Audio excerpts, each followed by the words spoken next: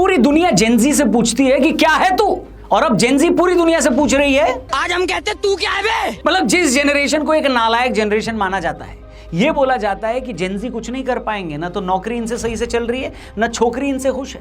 उसी जेनजी ने हमारे पड़ोसी देश नेपाल में तख्ता पलट कर दिया है। Let's take you to Kathmandu now. At least 13 people have been killed. Nepal as protests have escalated into widespread chaos. Protests are underway against KP Oli government in Nepal. Situation extremely tense, rather critical. The Prime Minister of Nepal has resigned. Nepal की संसद से लेकर prime minister house सब में आग लगा दी है। Prime minister ओली के देश छोड़कर भागने की खबरें आ रही हैं और नेपाल एक बार फिर से डेमोक्रेसी से राजशाही की तरफ बढ़ रहा है। मीडिया में कई जगह ये खबर है कि ऐसा इसलिए हुआ है क्योंकि नेपाल की सरकार ने सोशल मीडिया पर बैन लगा दिया था। लेकिन कई लोगों का मानना है कि सोशल मीडिया पर बैन लगना एक रीजन जरूर है, लेकिन अकेला रीजन नहीं है। तो आज की वीडियो में हम आपको ये बताएंगे कि नेपाल में जो हुआ वो आखिर क्यों हुआ, नेपाल की गवर्नमेंट का रिस्पॉन्स क्या था, सिचुएशन इतनी हिंसक यानी वायलेंट क्यों हो गई, और सबसे बड़ा क्वेश्चन कि नेपाल में जो स्थिति चल रही है उसका भारत पे क्या असर पड़ेगा। तो शुरू करते हैं इस वीडियो को। चैनल को सब्सक्राइब करना, वीडियो पसंद आए तो इसे अपने दोस्तों से जरूर शेयर करना। नमस्ते।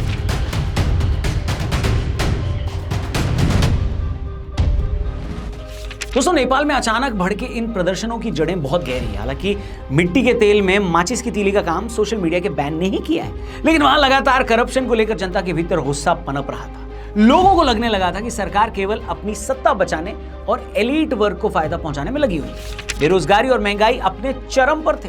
नेपाल का 20% युवा अनएम्प्लॉयड था। हालात इतने खराब थे कि नेपाल के युवाओं ने यूक्रेन रशिया युद्ध में भी पार्टिसिपेट किया, रूस की आर्मी में भर्ती हो गए। नेपाल में 2008 के बाद डेमोक्रेसी आई थी और पिछले 17 सालों में ले देकर 3 पार्टियों की सरकार ही सत्ता में रही। इन तीनों पर भी करप्शन के भयंकर चार्जेस थे। ऐसे में जब सरकार ने अचानक ये फैसला लिया कि भाई फेसबुक, यूट्यूब, इंस्टाग्राम, व्हाट्सएप और एक्स, जो कि पहले ट्विटर था, जैसे बड़े बड़े सोशल मीडिया प्लेटफॉर्म्स पर पाबंदी लगाई जाएगी, तो ये जनता के गुस्से की चिंगारी बन गया। सरकार का रीजन ये था कि ये सारे जो प्लेटफॉर्म्स हैं सोशल मीडिया के, वो बिना रजिस्ट्रेशन के काम कर रहे हैं और इन सारे प्लेटफॉर्म्स पर अफवाहें, फेक न्यूज और आपत्तिजनक सामग्री फैल रही है। इसीलिए सरकार ने दुनिया के सभी मेजर सोशल मीडिया प्लेटफॉर्म्स को नेपाल के काठमांडू में रजिस्टर करने के लिए बोला। चीनी कंपनी टिकटॉक को छोड़कर बाकी किसी भी सोशल मीडिया प्लेटफॉर्म ने यह बात नहीं मानी। इसीलिए नेपाल सरकार ने व्हाट्सएप, एक्स, फेसबुक, इंस्टा जैसे बड़े बड़े सोशल मीडिया प्लेटफॉर्म्स को बैन कर दिया। एक टिकटॉक रह गया क्योंकि उनका काठमांडू में अपना ऑफिस था, लेकिन आम नागरिक, खासकर युवा, इसे अपनी आवाज दबाने की कोशिश मान बैठे। सोशल मीडिया उनके लिए सिर्फ मनोरंजन का साधन नहीं था, बल्कि करप्शन और सिस्टम की नाकामियों पर सवाल उठाने का मंच भी था। यहां पर हम आपको एक बात बता दें दोस्तों कि नेपाल में हाल ही के टाइम पर वहां का युवा नेपाल के जो नेता थे ना, उनके बच्चों के वीडियोस वायरल कर रहा था, जो आलीशान जिंदगी जी रहे थे सारे बच्चे उनके नेताओं लोगों की। देश के बाहर बड़ी बड़ी गाड़ियों में वो लोग चलते थे, अपना लाइफस्टाइल फ्लॉन्ट करते थे। नेपाल का युवा ये वीडियो सोशल मीडिया पर वायरल करके ये बोल रहा था कि हमारे नेताओं के बच्चों की लाइफ देखो और हमारी लाइफ देखो। सोशल मीडिया पर बैन इस ट्रेंड को दबाने के लिए ही किया गया, ऐसा वहां के यूथ को लगा।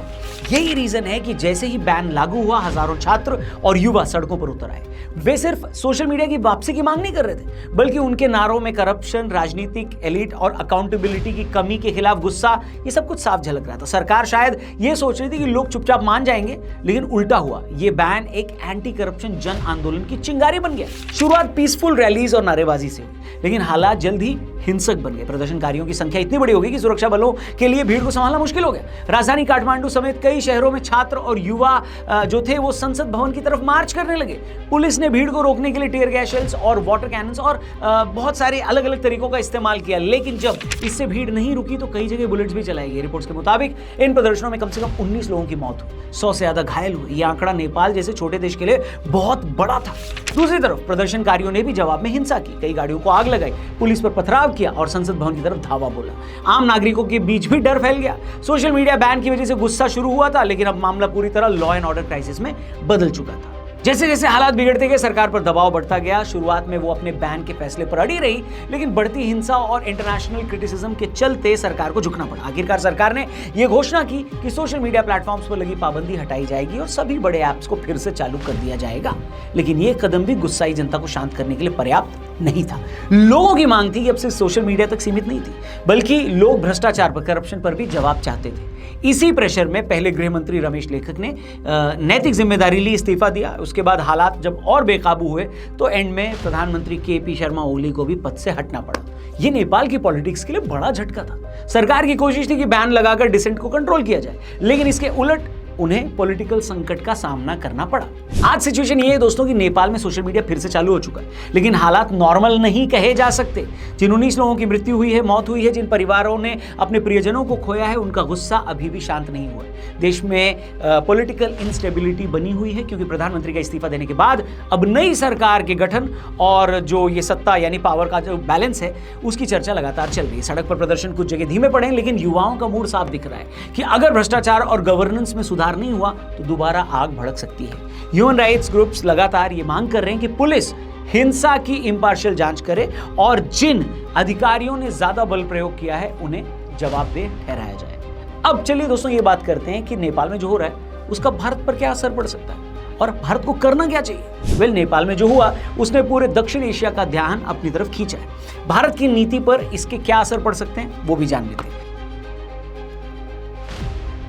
सबसे पहले भारत के लिए बॉर्डर की जो सिचुएशन है वो बहुत क्रिटिकल है। भारत और नेपाल के बीच खुली सीमा है, लाखों लोग रोजगार, व्यापार और रिश्तेदारी के लिए दोनों तरफ आते जाते हैं। ऐसे में नेपाल की अस्थिरता सीधे भारत की सीमा सुरक्षा पर असर डाल सकती है। अगर नेपाल का संकट और गहराया तो इसका रिजल्ट भारत में भी दिखेगा। सीमा पार से अवैध गतिविधियां बढ़ सकती हैं, शरणार्थी, रेफ्यूजीज का दबाव आ सकता है और स्मगलिंग जैसी समस्याएं भी तेज हो सकती हैं, ऐसा एक्सपर्ट्स बोल रहे हैं। भारत के लिए इंपॉर्टेंट है कि वो नेपाल की स्थिति पर लगातार नजर रखे और जरूरत पड़ने पर डिप्लोमेटिक चैनल्स के जरिए वहां पर स्थिरता बनाए रखने की कोशिश करे। दूसरी इंपॉर्टेंट बात, चीन का बढ़ता दखल। नेपाल में जब भी इंस्टेबिलिटी होती है, अस्थिरता बढ़ती है, तो चीन अपनी पकड़ मजबूत करने की कोशिश करता है। Belt and road initiative BRI से लेकर इंफ्रास्ट्रक्चर इन्वेस्टमेंट तक चीन लगातार नेपाल को अपनी ओर खींच रहा है। भारत के लिए खतरे की घंटी है। अगर राजनीतिक संकट लंबे टाइम तक चलता है तो नेपाल भारत से दूरी बनाकर चीन के और करीब जा सकता है। यह भारत की रणनीतिक सुरक्षा के लिए बड़ी चुनौती है क्योंकि नेपाल की जियोग्राफिक लोकेशन बहुत इंपॉर्टेंट है और ये बेहद अहम जगह पर स्थित है। एक अच्छी बात यह है कि नेपाल में जो तख्ता पलट हुआ है और केपी शर्मा ओली जो बाहर गए हैं वो कम्युनिस्ट पार्टी ऑफ नेपाल से हैं, जिनका स्टैंड प्रो चाइना और एंटी इंडिया रहा है। तो उनका जाना टेक्निकली एक्सपर्ट्स बोल रहे हैं कि भारत के हक में ही। तीसरा पहलू, युवाओं की मांग और भारत का रोल। नेपाल के जेनजी केवल करप्शन के खिलाफ आवाज नहीं उठा रहे बल्कि वो ट्रांसपेरेंट पॉलिटिक्स, आधुनिक शिक्षा और रोजगार की भी मांग कर रहे हैं। भारत के लिए एक अपॉर्चुनिटी है कि वो नेपाल के यंगस्टर्स को सपोर्ट करे। भारत स्कॉलरशिप, टेक्नोलॉजी, स्टार्टअप और एजुकेशन के क्षेत्र में नेपाल के साथ पार्टनरशिप और स्ट्रॉन्ग कर सकता है। अगर भारत इन जेनजीज की यानी कि जो नेपाल के युवा हैं उनकी आकांक्षाओं को पूरा करने में अगर हेल्प करे तो ये दोनों देशों के रिश्तों को नई दिशा देगा और चाइना के प्रभाव को भी बैलेंस करेगा। और चौथा सबसे इंपॉर्टेंट जो इशू है वो है डिप्लोमेटिक बैलेंस। भारत और नेपाल का रिलेशन ऐतिहासिक है, सांस्कृतिक है और धार्मिक आधार पर बहुत गहरे रिलेशन है भारत और नेपाल के। लेकिन पॉलिटिकल इंस्टेबिलिटी अक्सर इन रिश्तों पर दबाव डाल देती है। पिछले कई सालों में हमने देखा है। वर्तमान संकट में भारत के सामने चुनौती यह है कि ये बैलेंस कैसे बनाया जाए। भारत को खुलकर किसी राजनीतिक पार्टी का, पॉलिटिकल पार्टी का समर्थन करने की बजाय डेमोक्रेसी और ट्रांसपेरेंसी का समर्थन करना होगा क्योंकि नेपाल वापस मोनार्की की तरफ जाता दिख रहा है जो शायद दुनिया के लिए भी ठीक नहीं है। एक्सपर्ट्स कह रहे हैं नेपाल के लिए भी ठीक नहीं है और भारत के लिए भी ठीक नहीं है। वहां डेमोक्रेसी सबके लिए फायदेमंद हो सकती है, ऐसा एक्सपर्ट्स का कहना है। वेल, नेपाल की जो करंट सिचुएशन है ये साफ है कि वहां की युवा पीढ़ी अब चुप रहने वाली नहीं है। उनका दबाव सरकार को मजबूर कर रहा है कि वो रिफॉर्म्स लाए और जवाबदेही दिखाए। लेकिन अगर राजनीतिक वर्ग इस चुनौती को समझने में असफल रहा तो ये इंस्टेबिलिटी लंबी खिंच सकती है। भारत के लिए टाइम है अवेयर रहना और एक्टिव रहने का। आपका नेपाल रिवोल्ट पे क्या कहना है, इस पूरी हिंसा पर आपका क्या कहना है? बहुत पिछले कई दिनों में आपने बहुत सारी चीजें देखी, सुनी, पढ़ी होंगी। क्या ओपिनियन बनाया आपने, कमेंट करके जरूर बताइएगा। वीडियो पसंद आई तो इसे अपने दोस्तों से जरूर शेयर करिएगा। Thank you for watching. जल्दी मिलते हैं। जय हिंद, जय भारत।